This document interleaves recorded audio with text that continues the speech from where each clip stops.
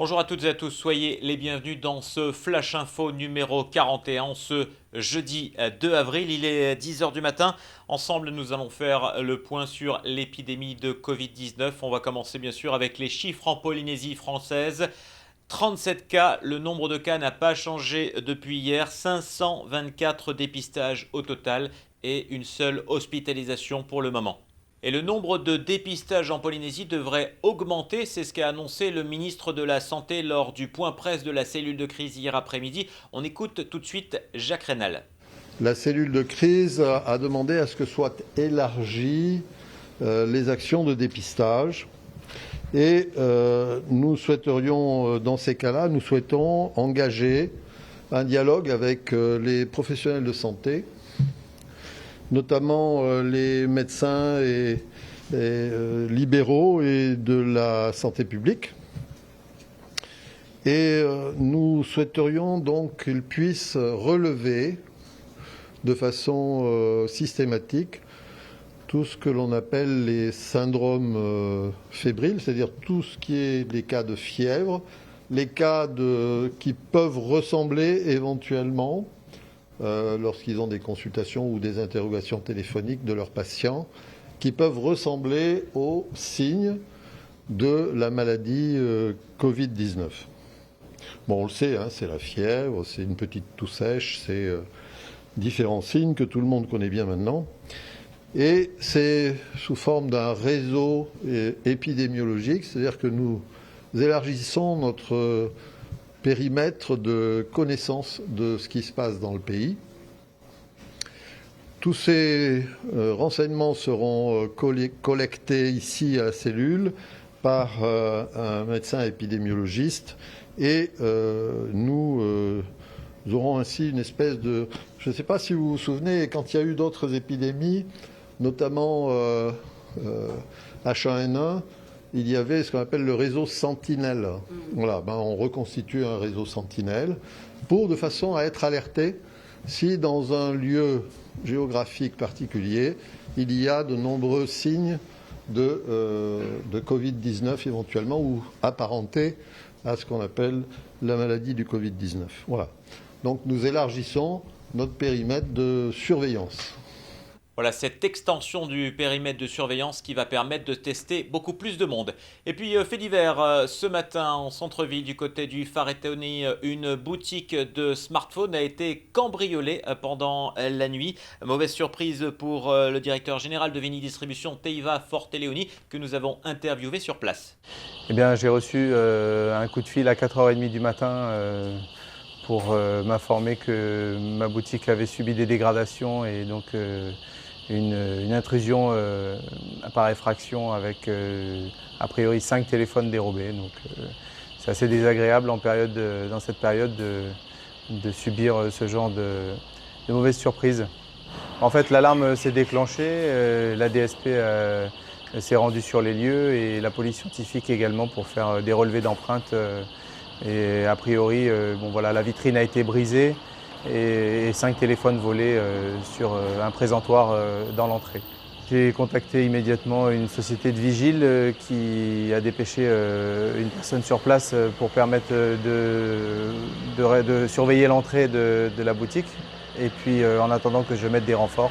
En urgence, je pense que je vais essayer de faire poser plutôt une plaque de bois en renfort, un contreplaqué très certainement de fortune, en attendant de pouvoir remplacer la vitrine dès que ce sera possible. Je pense avec le confinement, l'activité étant fortement ralentie, ça va être un peu plus délicat qu'à d'habitude en fait. C'est très difficile. En cette période, c'est vrai que c'est déjà pas évident parce que l'activité est complètement ralentie ou arrêtée. Et de subir en plus des vols et des dégradations, j'imagine que je ne serai peut-être pas la seule entreprise qui subira ce genre de désagrément, mais c'est très désagréable.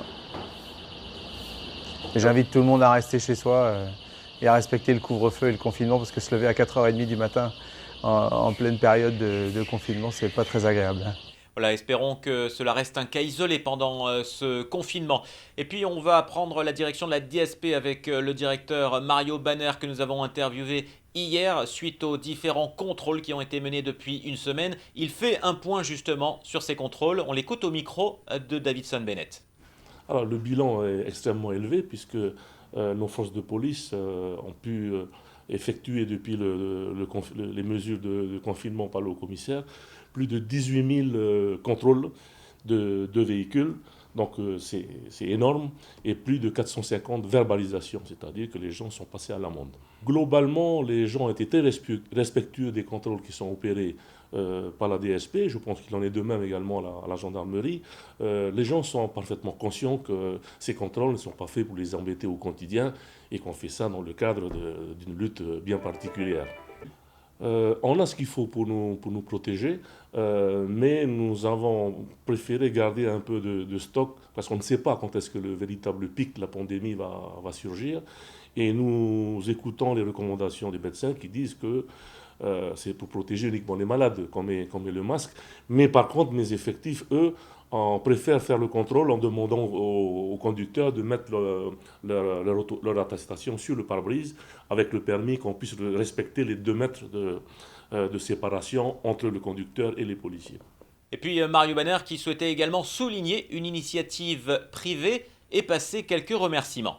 Nous avons un jeune chef d'entreprise qui a demandé à me rencontrer hier pour nous remettre gratuitement un système de visière qu'il a conçu.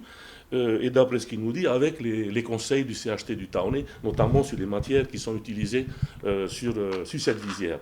Bon, ça n'a pas le niveau des masques actuellement, mais par contre, ça empêche déjà, y compris le souffle ou la salive, d'atteindre le fonctionnaire de police. Et à mon sens, c'est plus facile à respirer sous une visière que sous un masque. Voilà, je tenais à remercier ce jeune chef d'entreprise pour son geste. Voilà, bravo pour ces visières. Les remerciements sont passés.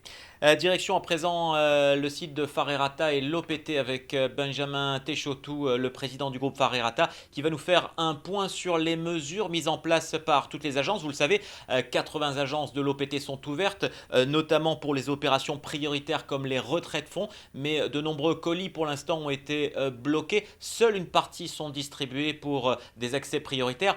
On l'écoute tout de suite lors de cette interview. En ce qui concerne les colis qui sont arrivés depuis plusieurs semaines au centre de tri de FAA, ils sont bloqués pour l'instant sur la zone de tri de FAA. Ils sont confinés à cet endroit et lorsque le confinement sera levé, ils vont reprendre une distribution normale à destination des clients. Depuis la semaine dernière, nous avons trié tous les colis à destination des institutions publiques, l'État, le pays, les communes, mais également à destination des banques et des grands comptes. Tous ces courriers ont été triés au centre de tri de FAA et ont été remis à leur destinataire de façon à favoriser la circulation notamment des chèques emploi-service nécessaires aux bénéficiaires. Ensuite, nous travaillons également sur la remise des courriers à destination des autres entreprises, plutôt les patentés aujourd'hui et les particuliers. Nous allons d'abord travailler sur la redistribution sur le centre sur papier TRP, la recette principale.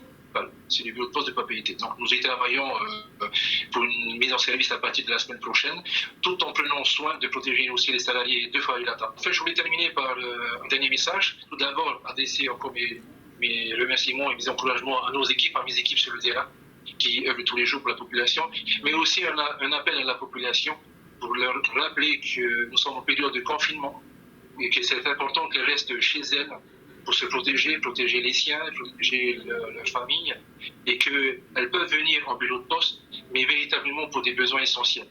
Et tout ce qui est déplacement, je dirais, non nécessaire, peuvent attendre à la fin du confinement. Donc c'est le dernier message que je voulais adresser à la population, et avec aussi beaucoup d'encouragement aussi pour chacun d'entre nous pour lutter contre la propagation de ce virus. Voilà, et puis le centre de tri pourra également sortir les colis médicaux, ceux qui sont en urgence, ça c'est très important. Et tous les colis, bien sûr, seront gardés jusqu'à la fin du confinement pour que vous puissiez les récupérer. Place maintenant à l'aéroport, vous le savez, qui est quasiment fermé. Le pays est bloqué, quasiment pas de vol pendant tout ce mois d'avril. C'est une tragédie pour le tourisme, pour l'économie, mais certains en tirent quelques avantages, notamment les riverains. On l'écoute dans cette interview de Laure Philibert. Je suis né ici. Dans ce quartier? Oui, en 1950. À côté de l'aéroport? Tout à fait. Et t'as jamais vu l'aéroport quasiment à l'arrêt comme ça? Non, pas du tout. Ça te fait quoi? C'est calme. Il y a de la joie. On dort bien, on s'amuse avec les enfants, pas de bruit. Vous êtes situé en face de l'aéroport, Ouais, c'est ça? juste en face, ouais. Donc il y a beaucoup de trafic en fait. Bon, la journée je travaille, mais c'est la nuit, bon, il y a quelques rotations d'avions et c'est vrai que tout d'un coup c'est devenu vraiment calme. Quand il y avait beaucoup de vols, il y a plus de bruit. Tandis qu'avec le confinement, c'est calme. On est calme et ça fait du bien pour tout le monde. Ah oui, on en profite. Ça nous fait du bien. Et puis on va faire un tour du côté de la métropole avec les chiffres quotidiens et des chiffres qui sont toujours très inquiétants. 471 décès supplémentaires en moins de 24 heures, ce qui porte le nombre de décès à plus de 4500. 6305 personnes sont en réanimation et c'est quasiment 60 000 cas qui ont été détectés sur la métropole positifs au Covid-19. Quotidiennement, on termine avec une note un petit peu plus légère. Aujourd'hui, de la musique avec du ukulélé et Marouari Atani qui donne des cours sur les réseaux sociaux. On le découvre avec Laure Philibert.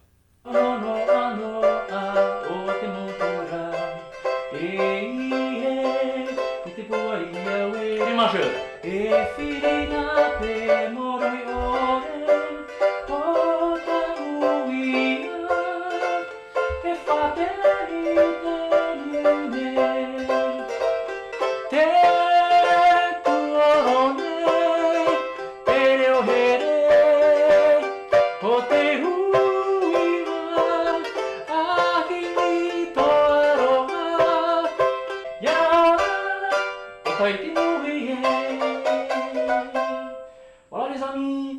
Voilà, et puis un sujet un petit peu plus complet sera présenté dans nos journaux avec Laure Philibert. On vous rappelle comme tous les jours les gestes barrières, les mouchoirs à usage unique. Vous le savez, on se lave les mains plusieurs fois par jour. Si on doit éternuer, c'est dans son coude. Enfin, on évite tous les contacts. L'objectif est de sauver des vies en restant à la maison. Le message est bien clair.